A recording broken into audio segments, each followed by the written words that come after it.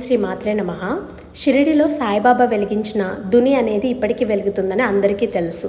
అదేవిధంగా రీసెంట్ టైమ్స్లో మా ఇంటికి దగ్గరలో ఉన్న ఒక సాయిబాబా టెంపుల్కి వెళ్ళామండి. అక్కడ కూడా ఈ దుని అనేది ఉంది.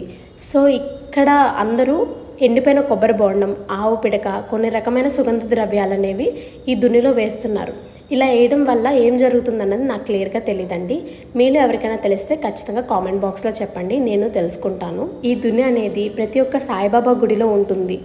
కాకపోతే షిరిడిలో ఉన్న సాయిబాబా టెంపుల్లో ఉన్న దుని నుంచి వచ్చే విభూతితో స్వామివారు ఎన్నో జబ్బుల్ని నయం చేశారని అందరికీ తెలుసు. కానీ మనకింటికి దగ్గరలో ఉన్న ఇటువంటి దునిలో వేస్తే ఎటువంటి మంచి ఫలితాలు వస్తాయన్నది నాకు క్లియర్గా తెలీదు. తెలిసిన వాళ్ళు ఖచ్చితంగా నాకు కామెంట్ బాక్స్లో చెప్పండి, నేను తెలుసుకుంటాను. సో ఇలా మన ఛానల్లో ఇంట్రెస్టింగ్ కంటెంట్ అనేది నేను పోస్ట్ చేస్తూ ఉంటానండి. నచ్చిన వాళ్ళు ఇప్పుడే సబ్స్క్రైబ్ చేసుకొని మన ఛానల్కి సపోర్ట్ అనేది ఇవ్వండి. చాలామంది వీడియో చూస్తున్నారు కానీ లైక్ చేయడం లేదు, లైక్ కూడా చేయండి. Thank you.